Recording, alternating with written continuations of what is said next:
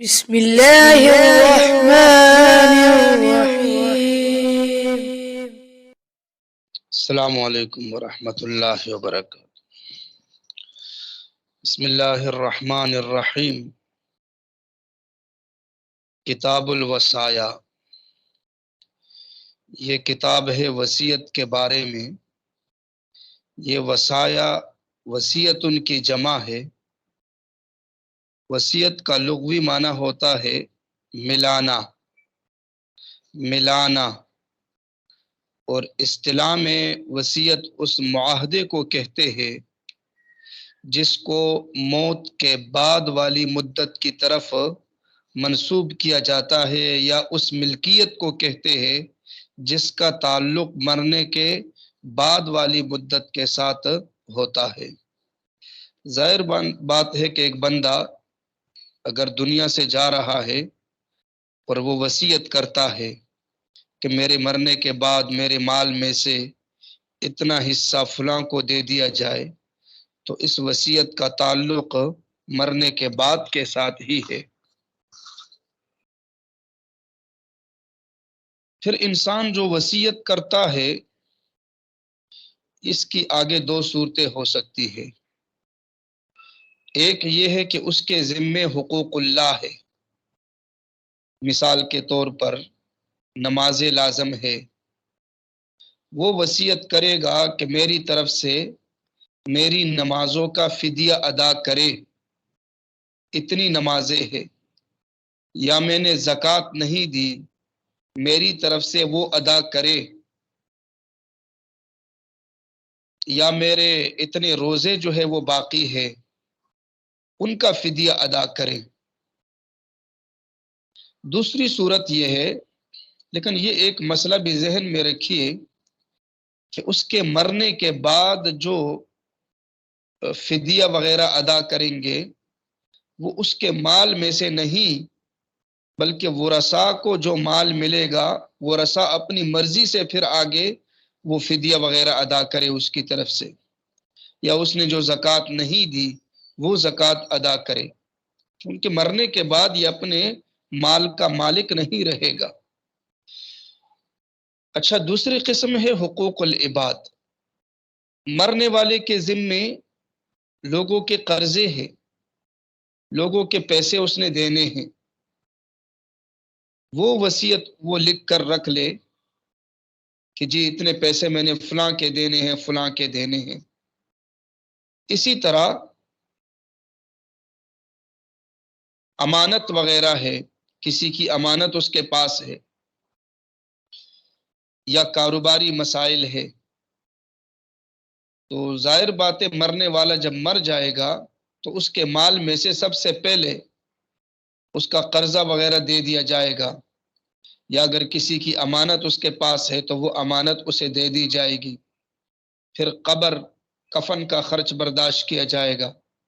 اور اس کے بعد پھر جو بچ جائے گا مال وہ ورثاء میں تقسیم ہوگا۔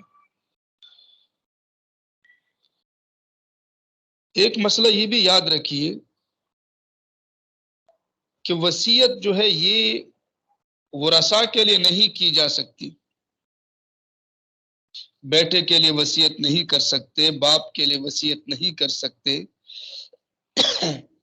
اولاد کے لیے وصیت، بیوی کے لیے وصیت، جن کو میراث میں حصہ ملتا ہے ان کے لیے وصیت نہیں کر سکتے،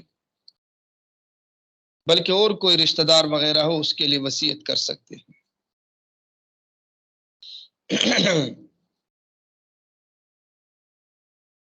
پھر وصیت کی مقدار کے بارے میں کتابوں میں لکھا ہے کہ 1/3 میں وصیت کر سکتے ہیں، ثلث میں، 1/3 میں، 1/3 سے زیادہ مال میں وصیت نہیں کر سکتے۔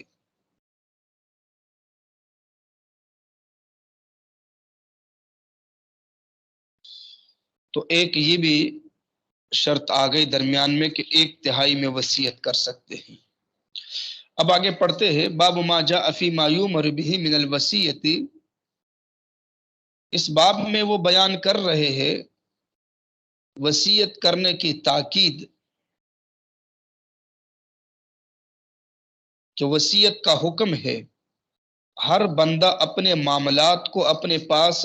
لکھ کر رکھے کہ اتنے پیسے میں نے فلاں کو دینے ہیں اور اتنے پیسے میں نے فلاں سے لینے ہیں، اور یہ میرا معاملہ فلاں کے ساتھ ہے اور یہ فلاں کے ساتھ، تاکہ اچانک اگر اس کی روح قبض ہو جاتی ہے تو وہ رسا کے لیے کوئی پریشانی نہ ہو، پہلے سے وہ رسا کے علم میں ہو کہ اس بندے پر اتنے قرضے ہیں، اتنے قرضے اس نے دینے ہیں اور اتنے پیسے اس نے لوگوں سے لینے ہیں۔ بلکہ جمہور علماء فرماتے ہیں کہ باقاعدہ اس پر گواہ بھی ہونے چاہیے۔ ہر بندہ اپنی زندگی میں جو معاملہ کرتا ہے تو لکھ کر اپنے پاس رکھے اور اس پر گواہ بھی قائم کرے، تاکہ بعد میں وہ رسا کے لیے پریشانی نہ ہو۔ اکثر دیکھا گیا مرنے والے کو جب دفن کیا جاتا ہے تو آس پاس سے لوگ جمع ہو جاتے ہیں وہ رسا کے پاس، دعویٰ کرتے ہیں کہ جی اتنے لاکھ میرے ہیں اور اتنے فلاں کے ہیں، وہ بیچارے پریشان ہو جاتے ہیں، اور وہ رسا کو یہ پتہ نہیں ہوتا کہ اس کے بھی کسی پر ہے یا نہیں، اس لیے یہ معاملہ کلیئر رکھنا چاہیے۔ حدثنا مسدد ابن مسرحد حدثنا یحیی ابن سعید عن عبید اللہ حدثنی نافع عن عبد اللہ یعنی ابن عمر الرسول اللہ صلی اللہ علیہ وسلم قال ما حق امرئ مسلم له شيء يوصي فيه يبيت ليلتين الا ووصيته مكتوبة عنده، فرمایا کسی کے لیے مناسب نہیں ہے، کسی بھی مسلمان کے لیے جس کے پاس اتنا مال ہو کہ وہ اس میں وصیت کر سکتا ہے، یہ کہ وہ ایک رات گزارے یا 2 راتیں گزارے، مگر وصیت اس کے پاس لکھی ہوئی ہونی چاہیے، ہر وقت اس کے پاس وصیت لکھی ہونی چاہیے تاکہ اس کا معاملہ صاف رہے۔ حدثنا مسدد و محمد بن العلاء قال حدثنا ابو معاویہ عن الاعمش عن ابی وائل عن مسروق عن عائشہ قالت ما ترک رسول اللہ صلی اللہ علیہ وسلم دینارا ولا درہما، نبی علیہ السلام نے نہ دینار دیکھا نہ چھوڑا ہے اور نہ درہم، ولا بعیرا نہ کوئی اونٹ وغیرہ اور نہ کوئی بکری آپ نے چھوڑی ہے، ولا اوصى بشیء کسی چیز کی وصیت بھی نہیں کی، تو آپ نے پیچھے کچھ چھوڑا ہی نہیں تھا، اس سے پہلے آپ نے سارا صدقہ کر دیا۔ آپ نے فرمایا کہ ایک نبی جب اپنے رب کے ساتھ ملتا ہے تو اس کی حالت یہ ہونی چاہیے کہ اس کی ملکیت میں کوئی چیز نہ ہو، سب کچھ پہلے سے وہ اللہ کے راستے میں خرچ کرے۔ اچھا، یہاں وصیت کے بارے میں ایک بات ذہن میں رہے کہ اگر بندے کی اپنی ملکیت میں مال و دولت یا زمینیں ہیں تو ایسی صورت میں تو وصیت اتنی ضروری نہیں ہے، چونکہ اس کے مرنے کے بعد وہ رسا کے حصے قرآن کی روح سے مقرر ہے، اسے تقسیم کر دیا جائے گا۔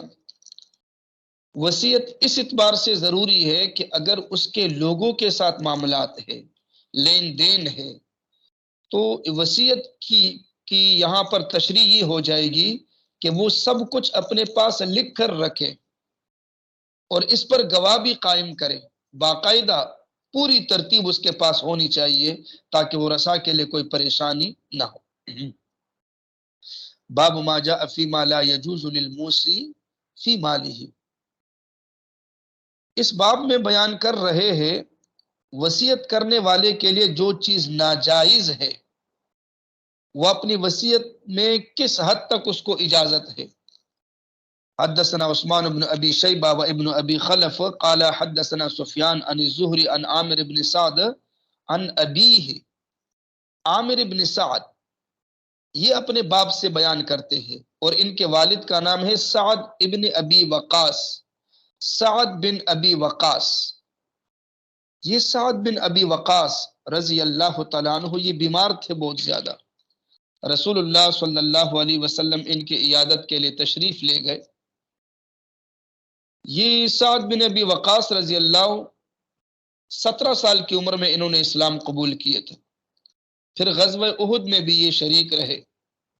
دیگر بھی کئی غزوات کے اندر یہ شریک رہے، انہوں نے جہاد کیا، اور پھر 55 ہجری میں دنیا فانی سے یہ رخصت ہو گئے تھے۔ یہ بیمار تھے، رسول اللہ صلی اللہ علیہ وسلم عیادت کے لیے تشریف لے گئے، اس واقعہ کا بیان ہے یہاں پر۔ قال مرض مرضا، بیمار ہوئے، قال ابن ابی خلف بمکہ تھا، ابن ابی خلف کہتے ہیں کہ مکے میں تھے، یعنی پہلے تو یہ مدینے آئے تھے، چونکہ کئی غزوات کے اندر یہ شامل ہوئے، تو غزوات تو مدینے میں ہوئے، مکے میں تو ہوئے نہیں ہے، تو پتہ چلا کہ یہ ہجرت کر چکے تھے، مدینے میں آئے اور کئی غزوات میں شامل ہوئے اور پھر واپس مکہ چلے گئے، کسی کام کے لیے چلے گئے، وہاں بیمار ہو گئے۔ اب یہ ابن ابی خلف یہ ایک اور راوی ہے، ایک سند یہ ہو گئی، اور دوسری سند جو ہے وہ یہ یہاں پر شروع سے دو سند ہے، حدثنا عثمان بن ابی شیبہ و ابن ابی خلف، امام ابو داود کے دو استاد ہیں، ایک عثمان ابن ابی شیبہ، تو یہ شروع والی سند عثمان ابن ابی شیبہ کی ہو گئی، حدثنا سفیان عن الزہری عن عامر ابن سعد عن ابیہ، یہ سند ہو گئی عثمان ابن ابی شیبہ سے۔ دوسرے استاد ہے ابن ابی خلف، ابن ابی خلف جو ہے اس کی روایت کے اندر اضافہ ہے، وہ جب آگے روایت ذکر کرتا ہے تو اس میں ہے بمکہ تھا، کہ یہ صحابی مکے میں تھے، ثم اتفقا، پھر آگے دونوں راویوں کے الفاظ ایک جیسے ہیں، امام ابو داود کے دونوں استادوں کے الفاظ آگے ایک ہے۔ اشفا فیہ، فرمایا کہ اتنے بیمار ہوئے کہ موت کے کنارے تک پہنچے، فعادہ رسول اللہ صلی اللہ علیہ وسلم، نبی علیہ السلام نے ان کی عیادت فرمائی، فقال یا رسول اللہ، یہ عرض کرنے لگے یا رسول اللہ ان لی مالا کثیرا، میرے پاس بہت زیادہ مال ہے، ولیس یرثنی الا ابنتی، اور میرا وارث میرے لیے تو صرف ایک بیٹی ہے، افاتصدق بالثلثین، کیا میں 2 ثلث کو صدقہ کر دوں، 2/3 صدقہ کر دوں؟ قال لا، فرمایا نہیں، کہنے لگا فبالشطر، نصف مال صدقہ کر دوں؟ قال لا، فرمایا نہیں، قال فبالثلث، کہنے لگا 1/3 صدقہ کر سکتا ہوں، خیرات کر سکتا ہوں؟ فرمایا الثلث والثلث کثیر، ٹھیک ہے، ثلث کا آپ کو اختیار ہے، آپ صدقہ بھی کر سکتے ہیں، آپ وصیت بھی کر سکتے ہیں کہ آپ کے مرنے کے بعد آپ کے مال میں سے 1/3 کسی کو دے دیا جائے اور باقی مال ورثاء کو مل جائے۔ تو آپ نے فرمایا کہ والثلث کثیر، پتہ چلا کہ مرنے والا اپنے مال کی 1/3 حصے میں وصیت کر سکتا ہے، اور وہ بھی وارث کے لیے نہیں، اس لیے کہ وارث کو تو متروکہ مال کا حصہ ملے گا مرنے کے بعد، یہ اجنبی آدمی کے لیے جو باہر کا کوئی رشتہ دار وغیرہ ہو ان کے لیے وصیت کر سکتے ہیں۔ اب یہ جملہ ہے کہ نبی علیہ السلام نے فرمایا کہ والثلث کثیر، ثلث بہت زیادہ ہے۔ احناف یہ فرماتے ہیں کہ ثلث زیادہ سے زیادہ ثلث کی وصیت کر سکتے ہیں، اس سے زیادہ کی وصیت نہیں کر سکتے، ہاں ثلث سے کم کی وصیت بھی کر سکتے، 1/3 مال سے کم کی وصیت بھی کر سکتے ہیں۔ اس جملے کا ایک مطلب یہ ہے کہ 1/3 مال کی وصیت یہ سب سے بہتر طریقہ ہے، اور ایک مطلب یہ ہو جائے گا کہ 1 ثلث کی وصیت کافی ہے۔ انک ان تترک ورثتک اغنیاء خیر، فرمایا کہ اگر آپ دنیا سے جاتے ہوئے اپنے ورثاء کو مالدار چھوڑ دے تو یہ زیادہ بہتر ہے، من ان تدعہم آلتا، یہ کہ آپ ان کو محتاج چھوڑ کر چلے جائے، یتکففون الناس، اور وہ لوگوں کے سامنے ہاتھ پھیلانا شروع کرے۔ اب ظاہر بات ہے اگر یہ اپنا مال کسی کو صدقہ کر کے دے دے مرنے سے پہلے یا وصیت کرے تو وہ ورثاء بیچارے تو غریب ہوں گے پھر اس کے مرنے کے بعد، لہٰذا بہتر یہ ہے کہ اپنا مال اپنے ورثاء کے لیے چھوڑے۔ وَإِنَّكَ لَن تُنْفِقْ نَفَقَةً، اور فرمایا کہ آپ جتنا بھی خرچ کرتے ہیں إِلَّا أُجِرْتَ بِهَا، مگر اس کا آپ کو بدلہ دیا جاتا ہے، حَتَّى اللُّقْمَةُ تَرْفَعُهَا إِلَى فِي إِمْرَأَتِكَ، یہاں تک کہ فرمایا وہ لقمہ جو آپ اٹھا کر اپنی بیوی کے منہ میں ڈالتے ہو، فرمایا اس کا بھی آپ کو اجر ملے گا، یعنی آپ اپنی بیوی پر جو خرچ کرتے ہو، بچوں پر جو خرچ کرتے ہو، اس کا پورا ثواب ملے گا۔ قلت یا رسول اللہ اتخلف عن ہجرتی، میں نے کہا یا رسول اللہ کہ میں ہجرت سے پیچھے رہ گیا، حالانکہ یہ ہجرت کر چکے تھے، یہ تو کئی غزوات میں شامل ہوئے تھے۔ کہنے کا مطلب یہ تھا کہ یا رسول اللہ میں ہجرت کر چکا تھا، مدینے کے اندر کئی غزوات میں شامل ہوا ہوں، لیکن اب مصیبت یہ ہے کہ میں مکے کے اندر دوبارہ بیمار ہو گیا ہوں، اور اتنا بیمار ہوں کہ اب میں مدینے نہیں جا سکتا، تو مکے میں ہی میں وفات ہو جاؤں گا، تو یہ کیا بنے گا میرے لیے؟ قال فرمایا انک ان تخلف بعدی، نبی علیہ السلام نے فرمایا یقیناً آپ میرے بعد بھی رہو گے۔ اشارہ فرما دیا کہ آپ نے ابھی جانا نہیں، ابھی اللہ تعالیٰ نے آپ کو ایک طویل عمر عطا کرنی ہے۔ فتعمل عملا صالحا، فرمایا کہ آپ نے ایک عمل بھی کرو گے، ترید به وجہ اللہ، اللہ کی رضا مقصود ہوگی، لا تزداد به الا رفعتا ودرجتا، اور فرمایا آپ کے نیک عمل کی وجہ سے آپ کے درجات بلند ہوں گے، لعلک ان تخلف، یقیناً آپ پیچھے رہو گے، آپ کو زندگی ملے گی، حتی ینتفع بک اقوام، یہاں تک کہ ایک قوم کو آپ سے بڑا فائدہ ہوگا، ایک قوم کو آپ سے بڑا فائدہ ہوگا، یعنی آپ لوگوں کی خدمت کرو گے تو آپ سے لوگوں کو بڑا فائدہ ہوگا۔ وَيُضَرُّ بِكَ آخَرُونَ، اور دوسری قوم کو آپ سے نقصان ہوگا، اللہ کے دشمنوں کو آپ سے نقصان ہوگا۔ ثم قال، پھر فرمایا اللہم انزل اصحابی ہجرتہم، دعا فرمائی نبی علیہ السلام نے، اے اللہ میرے اصحاب کی ہجرت مکمل فرما، ولا تردہم علی اعقابہم، انہیں ان کی ایڑیوں کے بل پیچھے کی طرف نہ پلٹا۔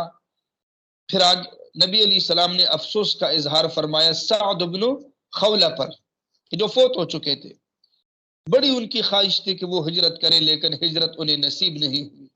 فرمایا لیکن البائس سعد بن خولہ، لیکن افسوس سعد بن خولہ بیچارے جو ہیں، یرسی لہو رسول اللہ صلی اللہ علیہ وسلم، نبی علیہ السلام ان کے لیے پریشان ہو گئے کہ ہجرت سے یہ محروم رہ گئے،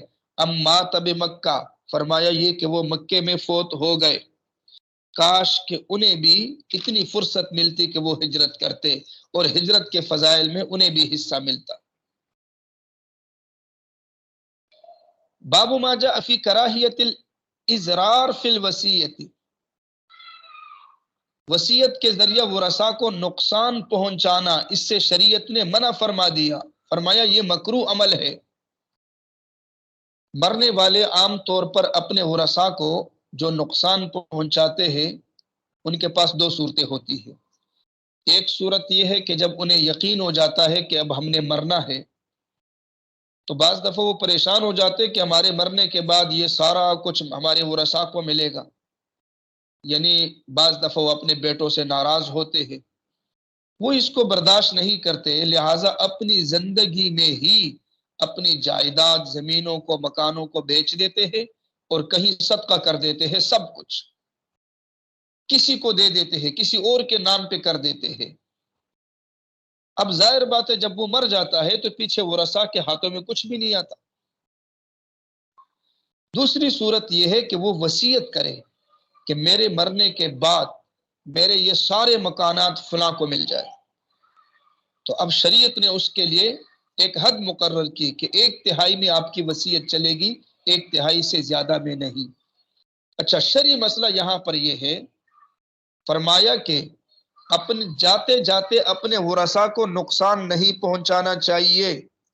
جتنا بھی مال ہے، اب آپ دنیا سے اٹھ کر جا رہے ہو تو یہ مال آپ کے ورثاء کو ملے گا، یہ اللہ کا قانون ہے۔ اگر آپ ورثاء کو محروم کرو گے تو فرمایا کہ یہ اس میں گناہ ہے اور یہ بہت بڑا جرم ہے۔ حدثنا مسدد حدثنا عبد الواحد بن زیاد حدثنا عمارة بن القعقاع عن ابی زرعة بن عمرو بن جریر عن ابی ہریرہ قال قال رجل للنبی صلی اللہ علیہ وسلم یا رسول اللہ ای الصدقۃ افضل، ایک آدمی نے سوال کیا یا رسول اللہ کون سا صدقہ افضل ہے؟ قال، فرمایا ان تصدق وانت صحیح حریص، وہ صدقہ سب سے بہتر ہے کہ آپ صدقہ کریں اس حال میں کہ آپ کو اللہ نے صحت دی، آپ کو مال کا حرص ہے، لالچ ہے، تامل البقا، آپ کو زندگی کی امید ہے کہ میری زندگی ابھی ہے، وتخشى الفقر، اور محتاجی کا خوف ہو، اس وقت آپ اپنے نفس کا مقابلہ کرتے ہوئے، اپنے خواہشات کا مقابلہ کرتے ہوئے اپنا مال اللہ کے راستے میں خرچ کرتے ہیں، یہ صدقہ سب سے بہتر ہے۔ لیکن ایک بندہ اگر مرتے ہوئے آخری مراحلوں میں جب دنیا کی ساری زندگی کی علامتیں ختم ہو جائے اور موت کی علامتیں ظاہر ہو جائے اور سارا مال اٹھا کر صدقہ کرنے کی کوشش کرتا ہے، شریعت نے اس کو پسند نہیں کیا، یہ اس کا طریقہ درست نہیں ہے۔ ہاں، جوانی میں جب اس کی چاہت طلب ہوتی ہے تب وہ صدقہ کرے، اس میں قربانی زیادہ ہے۔ وَلَا تُمْهِلَ، فرمایا تاخیر مت کرنا، حتی اذا بلغت الحلقوم، یہاں تک کہ جان گلے تک پہنچ جائے، بالکل آخری مراحل ہو۔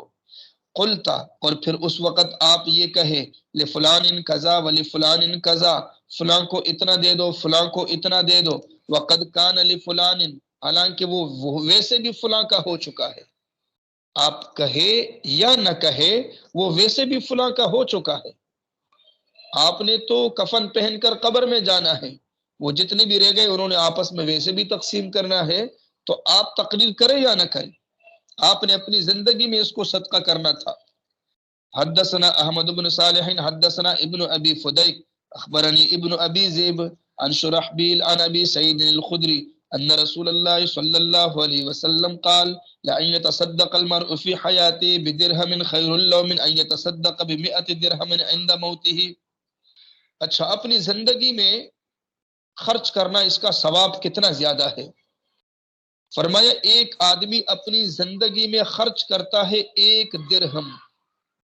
اور ایک آدمی موت کے وقت خرچ کرتا ہے، یعنی وہ بیمار ہے اور موت والی بیماری میں 100 درہم خرچ کرتا ہے، یہ زندگی میں خرچ کرنے والا 1 درہم اس 100 درہم سے زیادہ بہتر ہے، اس لیے کہ اس نے تو ویسے بھی مرنا ہے اور یہاں تو اس کو ضرورت ہے۔ لأن يتصدق المرء في حياته، ایک آدمی اپنی زندگی میں اپنی جوانی میں خرچ کرتا ہے 1 درہم، یہ زیادہ بہتر ہے اس کے لیے من ان يتصدق ب100 درہم، یہ کہ وہ 100 درہم صدقہ کرے مرتے وقت۔ حدثنا عبدة بن عبد الله اخبرنا عبد الصمد حدثنا نصر بن علي الحداني حدثنا الاشعث بن جابر حدثني الشهر بن حوشب ان ابا هريره حدثه ان رسول الله صلى الله عليه وسلم قال ان الرجل لا يعمل والمرأة بطاعة الله 60 سنة، فرمایا ایک آدمی اور ایک عورت دونوں 60 سال تک اللہ کی اطاعت کرتے ہیں، ثم يحضرهم الموت، پھر اچانک موت حاضر ہو جاتی، فيضاران في الوصية، پھر یہ دونوں نقصان پہنچاتے ہیں وصیت میں، پھر یہ وصیت کر کے اپنے ورثاء کو نقصان پہنچاتے ہیں، فتجب لهم النار، فرمایا دونوں کے لیے آگ واجب ہے۔ اگر وصیت میں مقصود ورثاء کو نقصان پہنچانا ہے تو ایسی صورت میں ان کے لیے آگ ہے۔ قال وقرأ علی ابو ہریرہ منہا ہونا، اور فرماتے ہیں کہ ابو ہریرہ نے میرے سامنے یہ آیت پڑھی، من بعد وصیتی یوصی بها او دین، فرمایا کہ وصیت کے بعد جو وصیت کی جاتی ہے اور قرضے کے بعد غیر مضار، نقصان پہنچانے والا نہ ہو، حتی بلغ ذالک الفوز العظیم، یہاں تک کہ پوری آیت پڑھی ذالک الفوز العظیم تک۔ نقصان پہنچانے کا کیا مطلب؟ یعنی مرنے کے بعد اس نے جو وصیت کی وہ رقم دے دی جائے گی، جو اس کے ذمہ قرضہ ہے مرنے والے پر وہ اس کے مال میں سے دے دیا جائے گا، لیکن وصیت میں وہ نقصان پہنچانے والا نہ ہو، غیر مضار۔ نقصان کی صورتیں یہ ہوگی کہ 1/3 سے زیادہ وصیت اگر اس نے کی ہو، یا ورثاء میں سے کسی ایک کے لیے وصیت کی ہو، ورثاء میں سے کسی ایک کے لیے، ورثاء کو تو میراث کا حصہ بھی ملتا ہے، یا مرنے سے پہلے پورا مال ایک وارث کو دے کر دوسروں کو محروم کرنا، جیسے آج کل بھی ہے۔ بعض دفعہ والدین کی محبت ایک بچے کے ساتھ زیادہ ہوتی ہے تو مرنے سے پہلے ہی جا کر وہ سارا کچھ اس کے نام کر دیتے ہیں، باقی بچوں کو پتہ ہی نہیں ہوتا، مرنے کے بعد پھر وہ گالیاں دیتے رہتے ہیں۔